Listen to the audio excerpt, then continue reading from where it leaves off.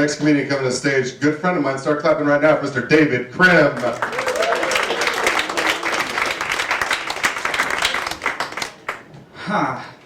Well, everybody's enjoying their drinks and food, yeah? Yeah, I've been drinking some coconut water in the back. And I really gotta, So, I really admire people who I see playing Sudoku on the subway. I can't figure out the tip on a restaurant check. I went out on a date recently, and I operate at the intersection of hypervigilance and ADHD.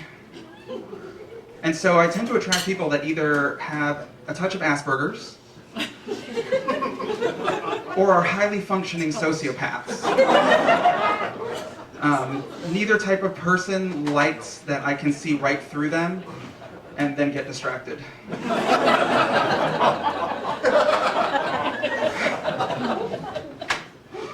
The other night I was on a date with a married woman. She's in an open marriage, it's okay. And she wouldn't break eye contact with me while she stared into my soul and told me how much compassion she has for sociopaths. And that she thinks I'm sweet. I don't know what to do with that one. I think there's a second date in the cards. And I asked my fortune teller. But it did give me a good idea. I was like, here's a really lucrative business idea. I'm going to start a business where men hire me to go on dates with their wives to remind their wives why they married their husbands.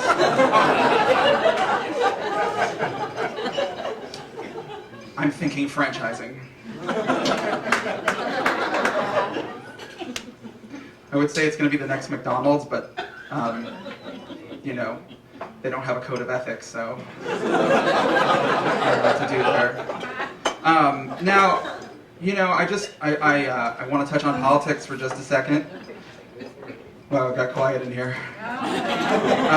So no matter what your politics are, I think that you have to agree that Donald Trump is an amazing president. Go with me for a second. In just over 100 days, we allowed him to throw out 250 years of human progress.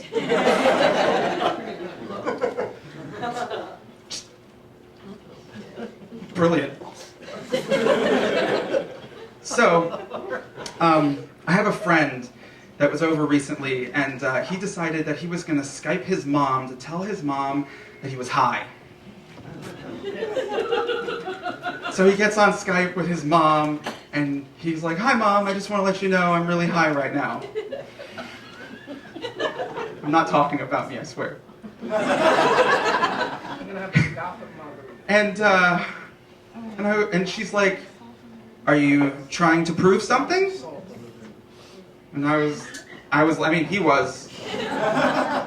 like, "No, I just wanted to let you know."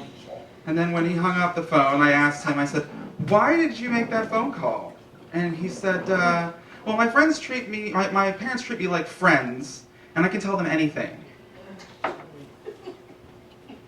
And I said, "My parents treat me like a really good friend that belongs in a mental institution."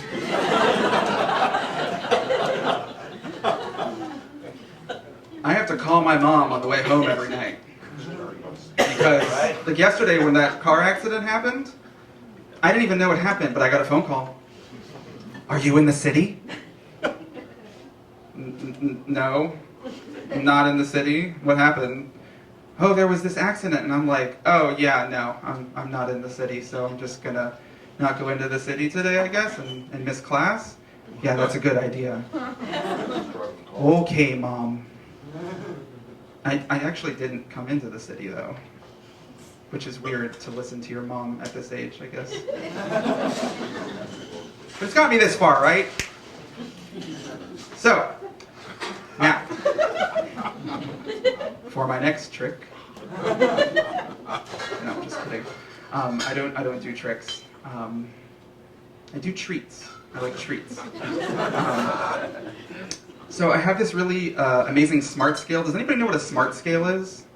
It's a scale that's connected to Wi-Fi. Does everybody know what Wi-Fi is? Hi!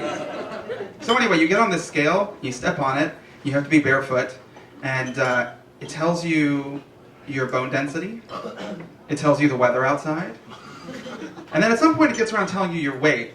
And that's always like the nail-biting moment for me. I'm like, oh boy, here we go. I've been experimenting with fitness, whole pizza in my mouth. And so I get on, and I'm standing there, and it tells me, you've lost 5 pounds. And I'm thinking, who hacked my scale? There's no way I lost 5 pounds eating a pepperoni pizza last night by myself. No, that's not true. I don't eat pepperoni pizza by myself. That's kind of like being an alcoholic. I actually eat it with my cat, who really, I use him to get my Fitbit activity up. I attach it to his collar and put out catnip. Thank you very much. Have a good night. We're going for David Chrem. Let David in.